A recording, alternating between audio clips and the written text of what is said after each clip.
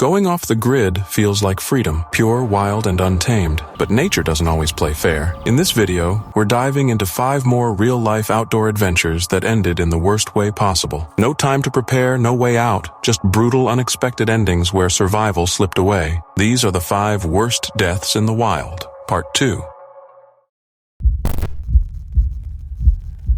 It was October 19th, 1968, when a peaceful day in Yosemite National Park turned grim. A group of hikers stumbled upon a horrifying sight near the base of Nevada Fall. 200 feet downstream from the roaring 594-foot drop lay the lifeless body of 24-year-old Evelyn Consuela Roseman from San Francisco. She had gone hiking alone 3 days earlier and never came back. Evelyn was known to be fiercely independent. She worked as a masseuse in Yosemite during the tourist season and loved exploring nature by herself. That October day had typical conditions, cool weather and low river flow, nothing that would suggest danger. So when she vanished, the theory that she'd been swept away by strong currents didn't make much sense. But the circumstances surrounding Evelyn's death weren't just tragic, they were deeply disturbing. Her corduroy pants were ripped and pulled down to her ankles. Her sweater had been pulled over her head, and another black sweater was found nearby. Oddly, she wasn't wearing any undergarments. Stranger still, her purse, containing all her belongings, was found sitting untouched on a footbridge above the waterfall, far from where her body was found. And her body wasn't where it should have been either. If she had fallen, investigators expected to find her directly below the waterfall. Instead, she was 200 feet downstream. This alone raised red flags. The idea that she jumped or even slipped was ruled out pretty quickly. Even if she had, the impact point just didn't line up.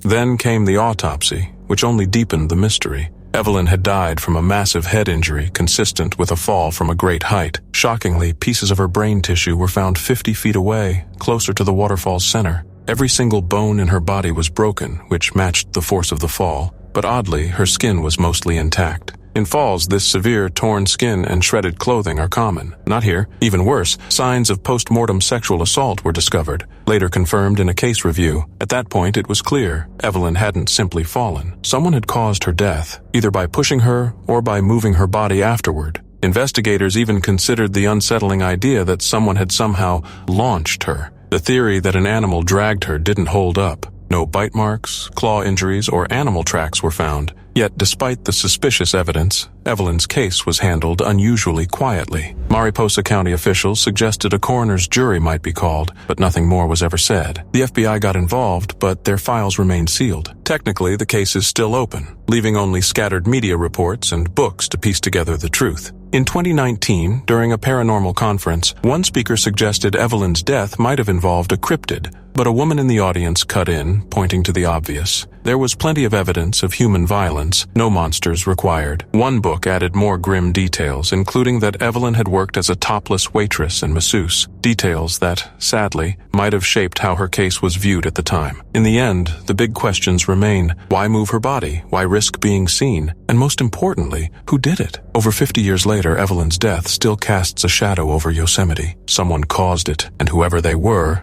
never caught.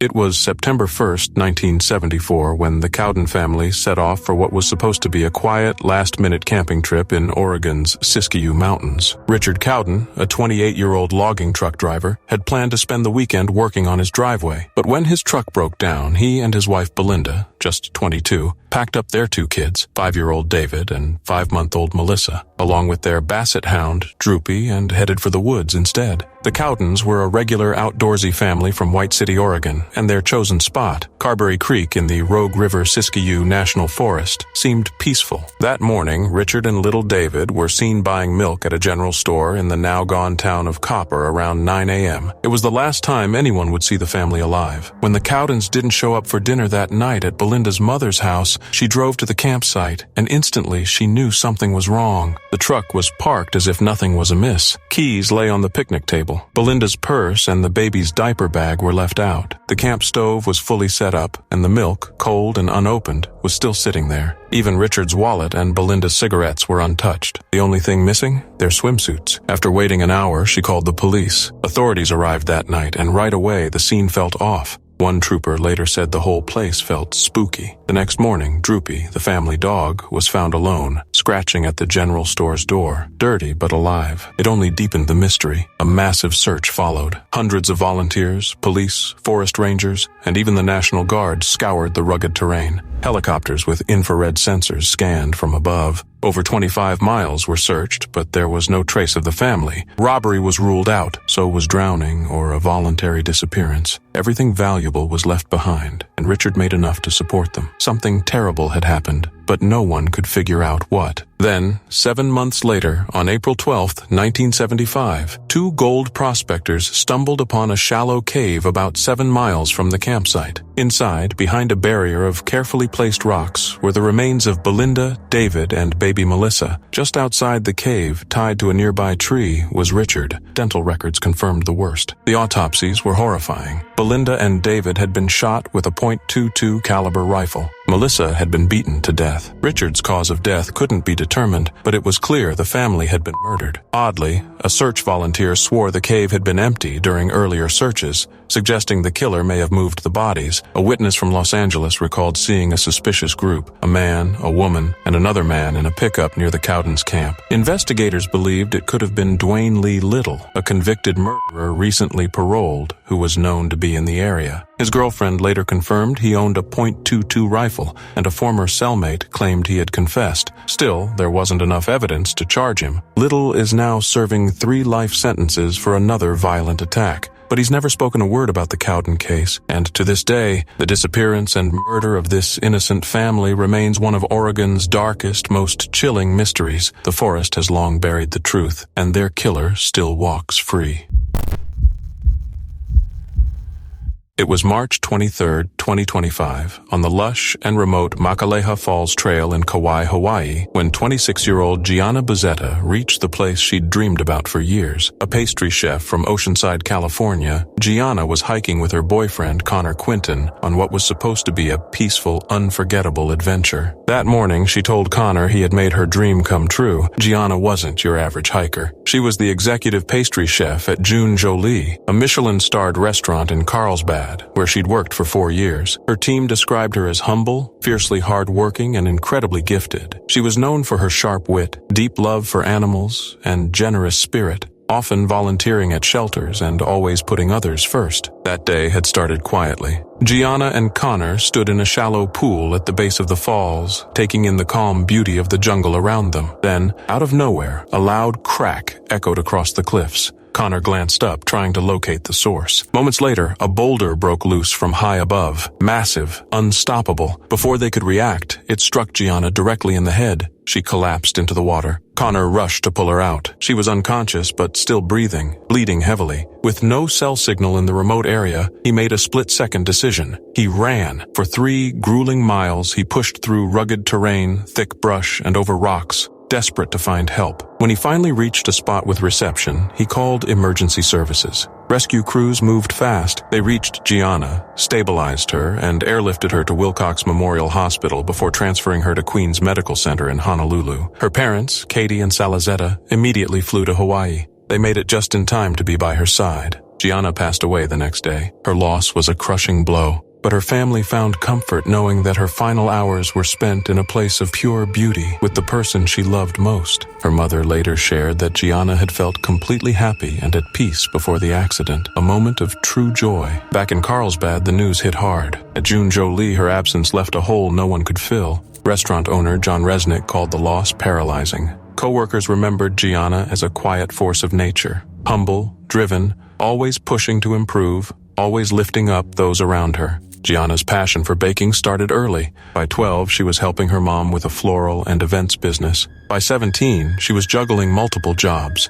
After high school, she studied at the Culinary Institute of America in Napa, trained at Michelin-starred restaurants like Spago and Patina, and returned home to build a career filled with creativity and purpose. Alongside her restaurant work, she ran a thriving private cake business known for natural ingredients, vibrant colors, and delicate balance. After her passing, June Jolie hosted a sold-out benefit dinner on April 7th to help her family. A fundraiser organized by family friend Carly W. quickly gained momentum, raising over $40,000 in just a few days toward a $225,000 goal. The support came from across the country. Giana was remembered as someone who radiated quiet strength, always checking in on friends, always giving more than she took. Her family expressed deep thanks to the first responders and praised Connor's courage for never giving up. Giana Bazetta wasn't just a chef. She was a dreamer, a giver, a force of light. And in her final moments, she was exactly where she had always wanted to be, living her dream. It was November 22, 2020, high in the Pyrenees Mountains along the French-Spanish border, when 37-year-old British hiker Esther Dingley set out on what would be her final trek. An experienced solo adventurer, Esther had spent years traveling Europe in a camper van with her longtime partner, Dan Colgate, documenting their life together on a travel blog. This time, she was hiking alone. That afternoon, she summited Pic de Sauvegarde, a 737-meter peak, and sent Dan a selfie via WhatsApp around 4 p.m. They shared a brief 90-second video call, the last time anyone would hear from her. Esther planned to spend the night at Refuge de Venasque, a small unmanned mountain shelter nearby. Her route, crossing briefly into France before looping back into Spain, was well within her capabilities. Her last message read, "Might dip into France, hoping Refuge Venasque has a winter room. Keep you posted when can. Love you, X." She never sent another message. 3 days later, on November 25th, Dan reported her missing.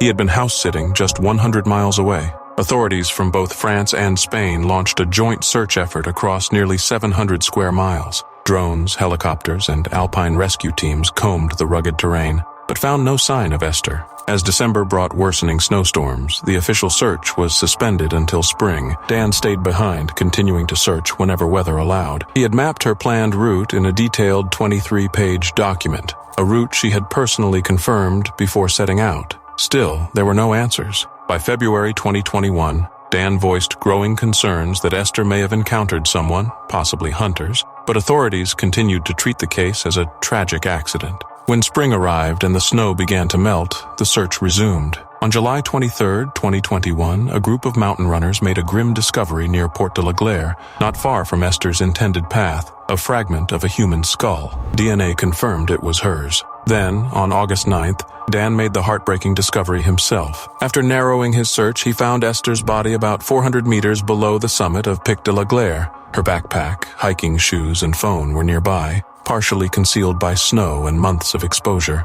Her yellow tent was never found. Esther's hiking shoes showed signs of heavy wear. Although she had packed Kula microspikes, traction gear for icy terrain, she hadn't been wearing them. An autopsy later confirmed that she likely died instantly after falling roughly 100 feet from a rocky ridge. The injuries pointed to a high-impact fall, possibly caused by slipping on ice made worse by worn soles. Her phone held no further clues beyond that final video call. The spot where she fell was remote and difficult to reach, contributing to the months-long delay in locating her. There were no signs of foul play. Investigators concluded that Esther was following her planned route when she slipped. Despite her experience and careful preparation, the terrain had proven treacherous and unforgiving. In a joint statement, Dan and Esther's mother thanked the search teams and everyone who had supported them during the long months of uncertainty. They shared their sorrow, now knowing for certain that Esther would not be coming home. Esther Dingley had prepared for this journey with thought and care. But in the mountains, even the most seasoned hikers can face dangers beyond their control. Her final adventure was one she embraced fully, but nature, as always, had the final word. It was April 23, 2025, at Purgatory Chasm State Reservation in Sutton, Massachusetts, a rugged, scenic place known for its dramatic rock formations and narrow, uneven trails. That afternoon, 49-year-old Carolyn Sanger had planned a simple family outing. A devoted mother of 4 from Topsfield, she arrived with 3 of her children and her brother for what was meant to be a joyful hike together in nature. Carrie loved the outdoors and had always embraced wellness in every part of her life. After years of working as an oncology nurse, she had recently transitioned into a new chapter, opening her own wellness studio, Balanced Body, in Topsfield, where she practiced massage therapy and Reiki healing. This hike was supposed to be a break, a peaceful few hours with the people she loved most. But at 1:45 p.m., everything changed. A 911 call was placed to Sutton police. A woman had fallen between 50 and 75 feet into the chasm. That woman was Carrie. Rescue crews responded quickly. The chasm, carved deep into solid rock, is a quarter-mile long and surrounded by sheer cliffs and narrow ledges. By the time emergency responders reached her, several nearby hikers, some with medical training, were already attempting to save her. They had witnessed the fall and rushed to help, but her injuries were catastrophic. Carrie was pronounced dead at the scene. Authorities confirmed that the fall occurred in full view of her 3 children. In the chaos that followed, they ran to find park rangers who called in state police and rescue teams. Her husband, Michael Sanger, was notified soon after. Investigators determined the fall to be accidental. A family friend, Tim Powley, later said, "It was just a trip, a loss of footing. That part of the trail is especially difficult. Purgatory Chasm, with its sharp drops and exposed rock ledges, has long drawn adventurous hikers." One visitor, Andy Spears, noted, "There are trails above the chasm with dangerous overhangs. If you go too close to the edge to look down, it's risky. It's so sad something like this happened here." Carrie had no known health issues. Officials believe a simple misstep on treacherous ground was enough to cause the fatal fall. Even with the fast response, nothing more could be done. News of her passing spread quickly across the Topsfield community. Friends and loved ones described Carrie as kind, selfless, and full of light. A GoFundMe campaign organized by family friend Brooke Powley raised over $100,000 in just days. "She was a bright light," Brooke wrote, "a wonderful, selfless mother who raised 4 incredible, respectful, responsible kids." Her husband, Michael, later spoke to the press, wearing one of Carrie's shirts. "She was amazing," he said, "the brightness and light on a dark day for a lot of people."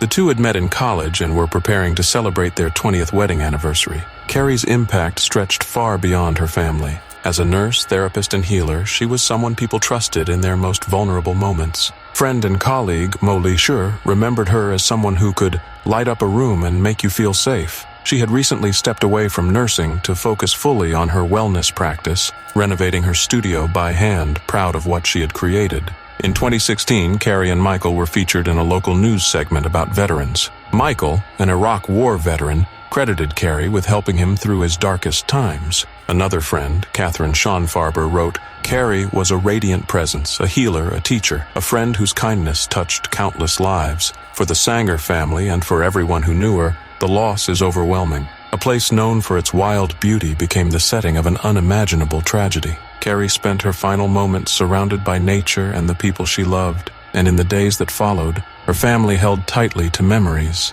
to photos, and to the warmth she left behind.